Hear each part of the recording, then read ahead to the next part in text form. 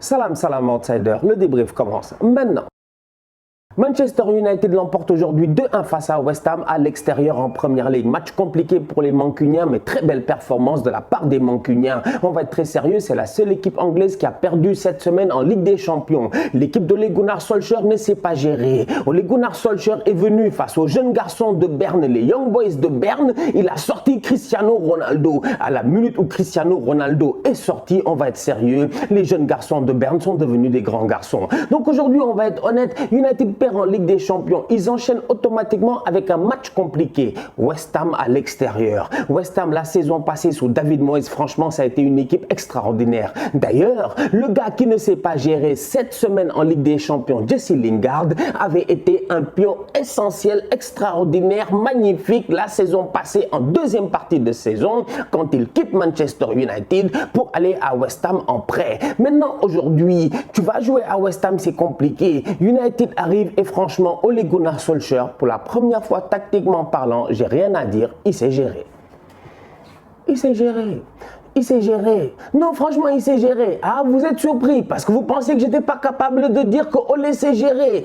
1, 2, 3, West Ham, il attaque Ole à gauche et à droite. C'est trop facile de dire que c'est un tocard. Ole, c'est un tocard. Franchement, c'est un tocard. Mais la dernière fois, j'étais venu et j'avais dit que le meilleur dispositif tactique avec lequel Ole Gunnar Solskjaer devrait jouer, c'est une équipe qui, si tu regardes bien, va jouer en 4-3-1-2, voire un 4-2-3-1. Ça dépend des phases de jeu dans lesquelles tu es. Aujourd'hui, arrivé avec McTominay et Fred, ça a marché. Franchement, ça a marché. Fred, il fait son boulot. McTominay à côté, j'en parle même pas. Le boy, il arrive, ballon au pied, il est très bon. À un moment donné, il donne un ballon à Cristiano Ronaldo. C'est parce que c'est Cristiano Ronaldo que personne n'a rien dit. Mais Cristiano doit jouer en une touche de balle sur Mason Greenwood. Il ne se gère pas. Donc aujourd'hui, on va être sérieux. Fred, McTominay, les deux ensemble, ça marche. Dans mon 4-3-1-2, j'avais dit Paul Pogba. Il a la liberté de pouvoir monter sur le côté gauche. Aujourd'hui, il l'a fait. Là où j'ai un problème en tant que tel avec Manchester United face à West Ham, c'est de me dire que j'ai l'impression que Mason Greenwood ne colle pas assez la ligne.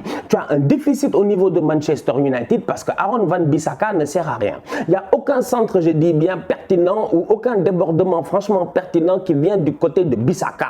Bissaka, défensivement parlant, il est là pour faire ses tacles. Mais quand il monte, il fait 1-2, il pousse le ballon, il le pousse trop loin. Donc aujourd'hui, je suis désolé, Mason Greenwood doit pallier à ce déficit-là. Il doit être sur le côté droit. Il doit essayer, je dis bien, de coller la ligne et de faire la différence. Donc du coup, Manchester United joue face à West Ham et tu te rends compte que j'ai l'impression que le dispositif tactique est bon. Les joueurs sur le terrain, c'est bien. Mais après, dans l'animation de jeu, il manque quelque chose. J'ai besoin de plus de mobilité de la part de Cristiano Ronaldo. J'ai besoin que de temps en temps, Cristiano Ronaldo, il quitte carrément, je dis bien, la surface de réparation, qu'il aille se coller à la ligne gauche pour essayer de re-rentrer, pour permettre peut-être à un Pogba de perforer. C'est-à-dire que j'ai l'impression qu'Ole, il a le bon 11.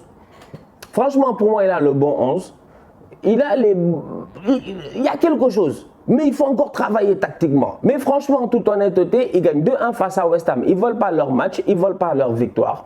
Mais il y a du taf. Il y a du taf, mais il y a moyen. Cristiano Ronaldo en Première Ligue, c'est 2 matchs, 3 buts. Cette semaine, il marque en Ligue des Champions. Donc du coup, c'est quoi? C'est 2 matchs, 3 buts, 3 matchs, 4 buts. C'est incroyable. Cristiano Ronaldo est un joueur incroyable. C'est un joueur incroyable, franchement. C'est déjà une légende de ce sport-là. C'est même pas la peine de beaucoup parler. Cristiano est là à Manchester United pour gagner des titres, pour performer. Et là, il le fait bien. Parce que Cristiano, s'il y a une chose qui fait plaisir, c'est le fait que le gars, dans tout ce qu'il fait, franchement, sur le terrain, tu vois qu'il est sérieux. Et au-delà du fait d'être sérieux, ce qu'il a toujours été, tu vois qu'il est très franchement précis dans ses gestes, précis dans ses mouvements. Et c'est ce Cristiano Ronaldo là, précis et patient, franchement très patient, qui aujourd'hui aurait mérité d'avoir au moins 2 pénaltys. C'est là où j'ai envie de parler de la VAR. Parce que franchement, je suis désolé, en Angleterre, ils ne nous respectent pas, ils ne se respectent pas. Hier, Kyle Walker, il y a faute. Il y a faute. J'ai pas débriefé le match de Manchester City. Je m'excuse pour les fans de Manchester City. C'est vrai, ça fait quelques semaines que je vous ai oublié, mais je vais revenir. C'est parce que votre coach me fatigue tactiquement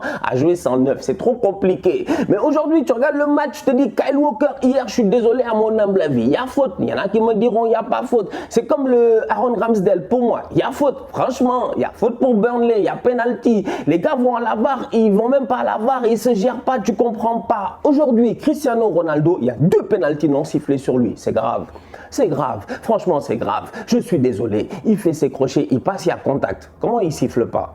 Comment il siffle pas? Il va la voir, il regarde, il siffle pas. Je suis choqué, franchement. À un moment donné, il va falloir que les gars se gèrent. Parce que Cristiano Ronaldo, la manière à laquelle il est parti là, aujourd'hui, si on l'avait laissé, il aurait claqué un triplé. Parenthèse, Bruno Fernandes, rapidement, parce que franchement, c'est un joueur qui m'impressionne. Il m'impressionne anormalement. En fait, il a un pied, je ne comprends pas. Bruno, il frappe des ballons, il caresse les ballons et les ballons arrivent constamment. Bruno, il donne des ballons en cloche, comme j'ai dit la dernière fois. Lui et Pogba, c'est 2 clochards au milieu de terrain parce que tu ne comprends pas. C'est 2 boys, c'est des SDF, je dis bien. On va être très sérieux. C'est des sans domicile fixe sur un terrain de football. Ils n'ont pas de poste attitré. Tu ne sais pas où est-ce qu'ils jouent. Bruno est capable, out of nowhere, gauche, droite, milieu, centre, de te faire des ballons. Pogba, la même chose. Et à chaque fois, ça arrive. Et maintenant, à la réception, ils ont qui? Cristiano Ronaldo, mon Dieu. Si ça, c'est pas un blessing. Vous êtes étonné que les gars aient autant de passes décisives, franchement, avec un gars comme Cristiano Ronaldo, qui est toujours là quand il faut. Le ballon que Bruno Fernandes donne, encore une fois, il est magnifique. Mais la finition et l'appel de balle de Cristiano Ronaldo n'en est plus que sensationnel. Franchement, il m'a bluffé. Oh.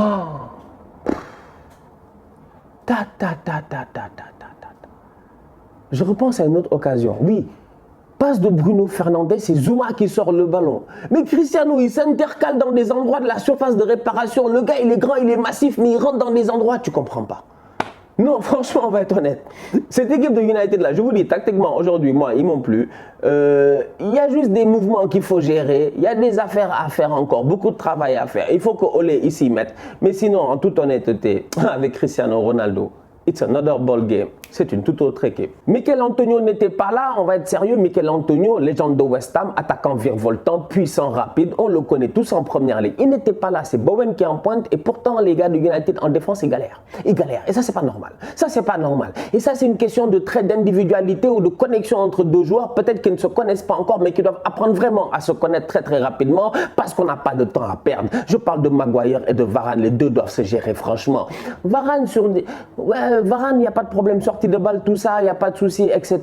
Maguire, il sort le ballon de temps en temps, il le perd, tu comprends pas. Tu as l'impression que les deux, ils sont jamais réellement en connexion. Je dis, je suis désolé, franchement, gérez-vous, gérez-vous. Le ballon qui est contré aujourd'hui, c'est pas normal. Et en plus de ça, Varane, défenseur de ton expérience, il me semble, si je ne me trompe pas, que Raphaël Varane doit faire face au ballon. Fais face au ballon, mais ne donne pas le côté au ballon. Dès que tu donnes le côté au ballon, tu donnes l'opportunité au ballon de faire ricocher. Ils ne se sont pas gérés, franchement. S'il y en a un qui se gère, c'est De Gea. Top performance de sa part. Lui, il a fallu que Dean Henderson arrive, que Dean Henderson lui mette la pression, que Dean Henderson, je dis bien, soit malheureusement blessé au mauvais moment et tout, pour que De Gea commence à performer. Parce que De Gea, j'ai l'impression que, en toute honnêteté, s'il continue comme ça, Unai Simon est en train de se gérer avec Bilbao, mais attention, attention, le Qatar, c'est encore loin. Tout est possible cette saison. De Gea en ce moment, il est en état de grâce. Le penalty qu'il arrête, il est magnifique. Parlons maintenant de David Moyes. Parce que derrière, te fait un super arrêt. Tu te dis, waouh, le match aurait pu basculer à tout moment, tout ça. United, pour moi, il mérite de gagner. Parce que franchement, il mérite de gagner. Il ne sort pas Cristiano, il n'est pas fou. Il fait rentrer Jesse Lingard. Lingard rentre, il cale le jeu. Tu le vois, les premiers ballons, petites passes, des 1-2, tout ça, des bonnes ouvertures pour Luke Shaw. Il a l'opportunité de tuer le match. Il rentre, il enroule le ballon. Bien joué de sa part. Bien joué de la part de Jesse Lingard. Rien à dire, franchement. Mais là où moi, j'ai un problème, c'est que franchement, David Moyes, lui, en fait, il fait exprès, c'est un tocard. Un homme averti en vaut 2, David Moyes averti en vaut 0. Non, franchement, en vaut 0, c'est pas possible. L'Angleterre à l'Euro, on nous fait rentrer des Rashford et des Sancho qui sont pas chauds, qui n'ont pas joué, qui ratent des pénaltys. Tout ça pour que David Moyes, quelques mois plus tard, en championnat, il fasse la même bêtise. Il nous mette le tonton Mark Noble. Vous qu'on connaît tous, un ancien de la maison. Franchement, Mark Noble, les anciens de Première Ligue, sincèrement, ils le connaissent. Mark Noble ne rate pas de penalty, je suis d'accord. C'est un excellent tireur de penalty, je suis d'accord. Mais c'est pas Cristiano Ronaldo. Je dis bien, dans ce monde-ci, dans ce monde de terrain-ci, à part Cristiano Ronaldo, il n'y a pas un joueur, je dis bien, que je réveille pour qu'il vienne out of nowhere frapper un penalty. Ronaldo, je peux aller le chercher chez lui, je dis, à la 65e minute, le ramener à la 85e minute, il rentre, il s'habille, il sort, s'il veut même, il est en tongue, il claque le penalty. Mark Noble, il arrive, on aurait dit, hein, c'était quoi ça? C'était quoi ça? La petite course tranquille, il arrive posé et tout. J'ai dit, attends, David Moyes, il se fout de qui? Il pose le ballon et rate le penalty. Il ne sait pas gérer. David De Gea, il est en forme, il est chaud. Et le penalty est très mal tiré en plus. Franchement, rien à dire. Sincèrement, je suis désolé. West Ham aurait pu peut-être égaliser avec un peu de chance, mais le karma, quand même, il existe. Parce que derrière, Cristiano Ronaldo, comme je dis, dans ce match-ci seulement, il aurait mérité au moins 2 penalties. La famille, on se capte très bientôt pour un nouveau débrief. D'ici là, continuez à liker, on continue à partager, on s'abonne. On est ensemble, on reste en santé. Tous outsiders.